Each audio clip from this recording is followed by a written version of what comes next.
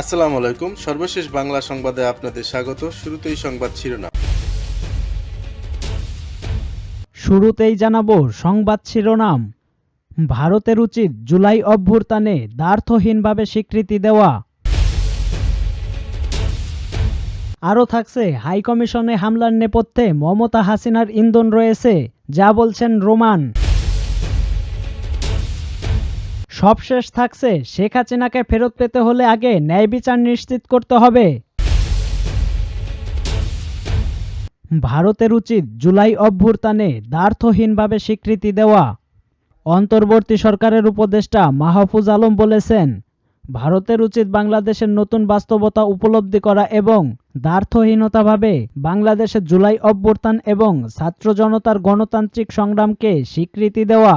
এটি দিয়েই শুরু করতে হবে। জুলাই অভ্যুত্থানকে পাশ কাটিয়ে নতুন বাংলাদেশের ভিত রচনা করা হলে তা দুই দেশের সম্পর্কের জন্য ক্ষতিকর হবে। পোস্টে তিনি লেখেন, জুলাই বিপ্লব ছিল একটি গণতান্ত্রিক, প্রজন্ম ভিত্তিক ও দায়িত্বশীল সংগ্রাম, আর এই সংগ্রাম চলবে দীর্ঘ সময় ধরে। বাংলাদেশি জনগণ আগের মতো নেই, তারা এখন ঐক্যবদ্ধ ও মর্যাদাবান। তারা মরার আগ পর্যন্ত তাদের মর্যাদার জন্য লড়াই করবে। মাহফুজ আলম লেখেন, বাংলার এই অংশে ভারতপ্রেমী বা ভারতীয় মিত্ররা ভাবছেন যে পরিস্থিতি শান্ত হয়ে যাবে এবং জুলাই বিপ্লব এবং ফ্যাসিবাদদের নৃশংসতাকে এড়িয়ে গেলে তাদের কিছু হবে না। এটা একটা ভুল ধারণা। মানুষ সব দেখেছে। ভারতীয় সংস্থা জুলাই বিপ্লবকে কিছু জঙ্গি, হিন্দু বিরোধী এবং ইসলামপন্থীদের ক্ষমতা দখলের হিসাবে বিচিত্র করার চেষ্টা করছে বলে উল্লেখ করেন তিনি বলেন, দিল্লি না ঢাকা, ঢাকা ঢাকা ও স্বদেশ না শাহাদাত, এই স্লোগানগুলো বাংলাদেশকে একক অঙ্গে ঐক্যবদ্ধ করার জন্য দেশের প্রতিটি কোণে প্রতিধ্বনি হচ্ছে। ভারত যেন এই ঐক্যবদ্ধ, মর্যাদাবান ও গণতান্ত্রিক বাংলাদেশকে তারা শত্রু না মনে করে। আরও থাকছে, হাইকমিশনে হামলার নেপথ্যে মমতা হাসিনার ইন্ধন রয়েছে, যা বলছেন রোমান। বিএনপির কেন্দ্রীয় কমিটির ভাইস চেয়ারম্যান আব্দুল্লাহ আল নোমান বলেছেন, ক্ষমতায় থাকা অবস্থায় শেখ হাসিনা ভারতকে বাংলাদেশে তাদের আধিপত্য প্রতিষ্ঠা করতে সহযোগিতা করেছিলেন, আর এখন তিনি ভারতে আশ্রিত হয়ে বাংলাদেশের সার্বভৌমত্ব বিরোধী চক্রান্তে লিপ্ত হয়েছেন। আগরতলায় বাংলাদেশের পতাকায় অগ্নিসংযোগ ও বাংলাদেশ হাইকমিশনে হামলার ঘটনায় মমতা ও শেখ হাসিনার ইন্ধন রয়েছে। দেশবিরোধী এবং দেশের স্বাধীনতা ও সার্বভৌমত্ব বিরোধী ষড়যন্ত্র চলছে। সাবেক মন্ত্রী আব্দুল্লাহ আল নোমান আরও বলেন, আগস্ট বিপ্লবে দেশ ছেড়ে পালানো পতিত স্বৈরাচার শেখ হাসিনা ভারতে আশ্রয় নিয়ে বাংলাদেশ বিরোধী ষড়যন্ত্র শুরু করেছে। মমতা ব্যানার্জির বাংলাদেশ সম্পর্কে দেওয়া ঔদ্ধত্যপূর্ণ বক্তব্যে শেখ হাসিনার দেশবিরোধী চক্রান্তের যোগসূত্র রয়েছে। তিনি এই ষড়যন্ত্র ও চক্রান্ত সম্পর্কে শ্রমিক দল ও বিএনপি নেতাকর্মীদের সজাগ থাকার আহ্বান জানান। সবশেষ থাকছে, শেখ হাসিনাকে ফেরত পেতে হলে আগে ন্যায় বিচার নিশ্চিত করতে হবে। বাংলাদেশ সরকার যদি সত্যি চায় শেখ হাসিনাকে বিচারের জন্য তাদের হাতে তুলে দেওয়া হোক, বাংলাদেশ সরকার যদি সত্যি চায় শেখ হাসিনাকে বিচারের জন্য তাদের হাতে তুলে দেওয়া হোক, তাহলে তাদের আগে এটা প্রমাণ করতে হবে যে তারা বিচারের পদ্ধতিটা প্রতিহিংসামূলক নয়, বরং পুনরুদ্ধারমূলক হবে। এটা নিশ্চিত করা গেলে অবশ্যই শেখ হাসিনাকে ফেরত দেওয়ার জন্য ভারতের ওপর সঠিক চাপ প্রয়োগ করা সম্ভব। ভারতে আন্তর্জাতিক আইন বিশেষজ্ঞরা এই মুহূর্তে সেই রকমটাই মনে করছেন এবং তাদের এই ধারণাটা পরিপ্রেক্ষিতেও আছে। বাংলা ট্রিবিউনের সঙ্গে একান্ত আলাপচারিতায় এই ভাবনার কথা ও এর পেছনে যুক্তিগুলো শেয়ার করেছেন তারা। প্রসঙ্গত, আন্তর্জাতিক অপরাধ আদালতের আইসিসি কৌশলী ও প্রখ্যাত ব্রিটিশ আইনজীবী করিম আজাদ আহমদ খান সাদ্দ বাংলাদেশ সফর করে গেলেন।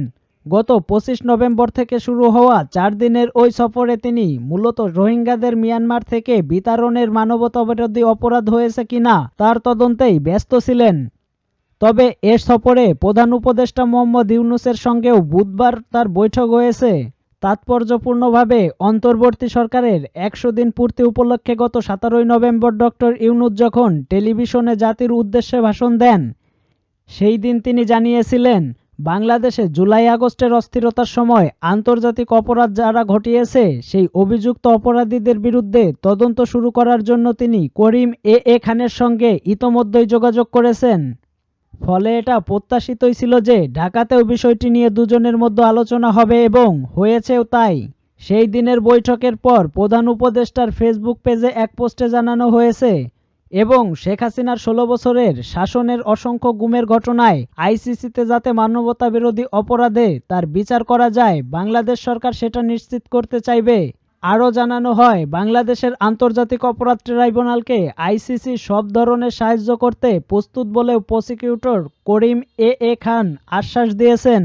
তাহলে প্রশ্ন হলো, প্রধান উপদেষ্টা কেন আইসিসিতে এই অভিযুক্তদের বিরুদ্ধে একটি পৃথক বা সমান্তরাল তদন্ত প্রক্রিয়া শুরু করার ব্যাপারে আগ্রহ দেখাচ্ছেন?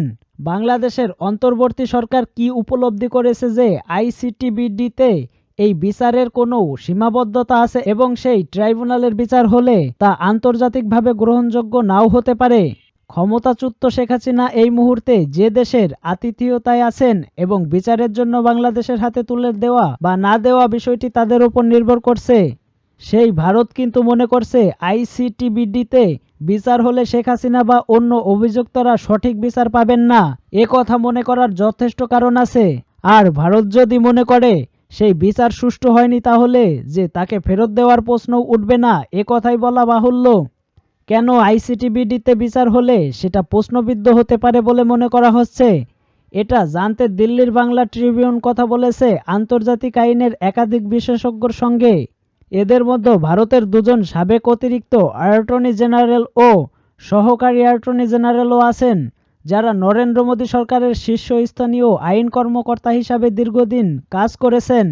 এই বিশেষজ্ঞরা বলেছেন, আইসিটিবিডিতে বিচারের মূল ভিত্তি হল ১৯৭৩ সালে বাংলাদেশে জাতীয় সংসদের পাশ হওয়া আন্তর্জাতিক অপরাধ ট্রাইব্যুনাল, যার প্রধান লক্ষ্য ছিল ৭১-এর মুক্তিযুদ্ধের সময় সংগঠিত অপরাধগুলোর বিচার।